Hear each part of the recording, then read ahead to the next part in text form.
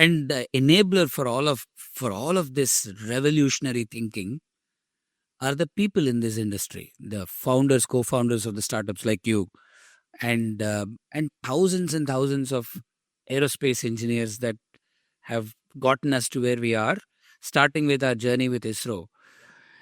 Looking forward, clearly we are at the cusp of an aerospace startup revolution in India.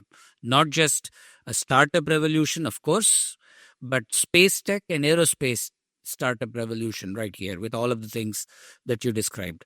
And on the other side, ISRO has extremely aggressive plans, uh, for us, for the country.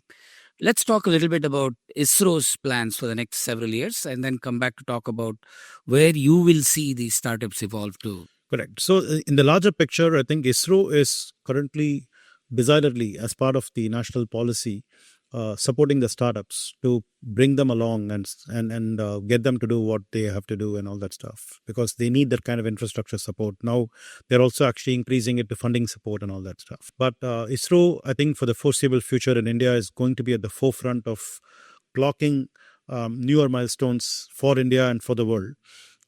So I think currently ISRO is super busy trying to get the Gaganyaan, right, which is to put humans in space.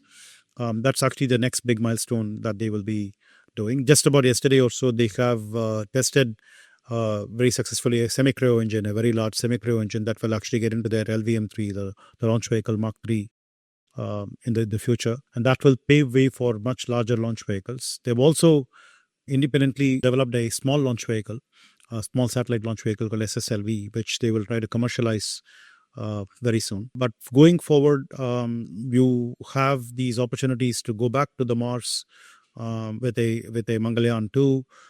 There is a Chandrayaan 4 that is in the offing. Plus, I think we will now progressively have humans explore space beyond low Earth orbits to go to the moon, or I think the Mars human mission is actually not in the cards yet, but maybe by the middle of the century, we will probably get there. But somewhere in the next 15 years or so, there is a big push for a space station to be made out of India. So all of these things are actually being stacked up for going into the future. What this really means is that as we are mastering the what we call as man-rated vehicles, again, aerospace is a little bit more male-dominated, unfortunately. We need to correct that part. I'm also telling you what's wrong with aerospace. That's Yes. which is We will talk more about that right. as well.